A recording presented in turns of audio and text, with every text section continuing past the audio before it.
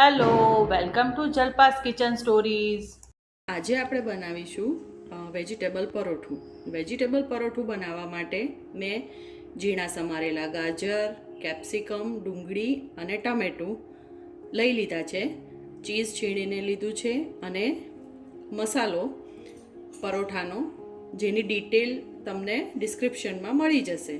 અને આ મેં પરોઠાનો લોટ બાંધીને લઈ લીધો છે. તો હવે પરોઠું બનાવવા માટે આપણે એક મિશ્રણ તૈયાર કરીશું, જેમાં બધું આપણે એક એક ચમચી લઈશું. આ હું એક જ પરોઠા માટે બનાવું છું અને દરેક પરોઠા માટે અલગ અલગ તમારે બનાવવાનું, જેથી મિશ્રણ પેલું સોગી ના થઈ જાય અને લોટ આપણો બરાબર રહે અને વણતા ફાવે તમને. એટલે આવી રીતે હલાવીને આ મિશ્રણને તૈયાર કરી દેવાનું. તો આ એક પરોઠા માટેનું સ્ટફિંગ તૈયાર છે. તો હવે આપણે પરોઠું બનાવી લઈએ.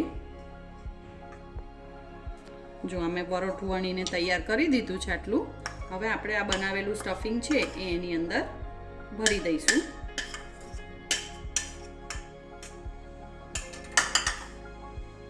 પછી આવી રીતે એને વાળી દઈશું.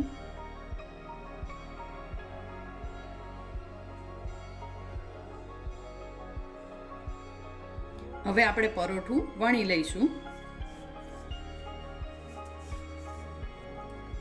હવે પરોઠાને શેકવા માટે આપણે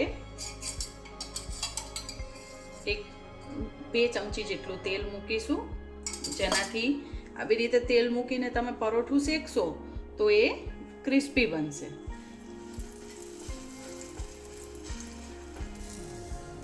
હવે આપણે આવી રીતે પરોઠાને ફેરવતા શેકી લઈશું. ગોલ્ડન બ્રાઉન કલરનું થાય ત્યાં સુધી શેકવાનું છે. આપણું પરોઠું શેકાઈને તૈયાર થઈ ગયું છે. આવું બ્રાઉન થાય એવું જ શેકવાનું છે. હવે આપણે પરોઠાને સર્વ કરી દઈએ. તો એના ઉપર એક બટરનું પીસ,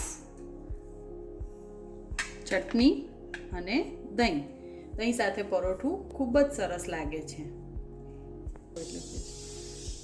જો આ રેસીપી તમને પસંદ આવી હોય તો લાઈક, શેર અને સબસ્ક્રાઈબ જરૂરથી કરશો.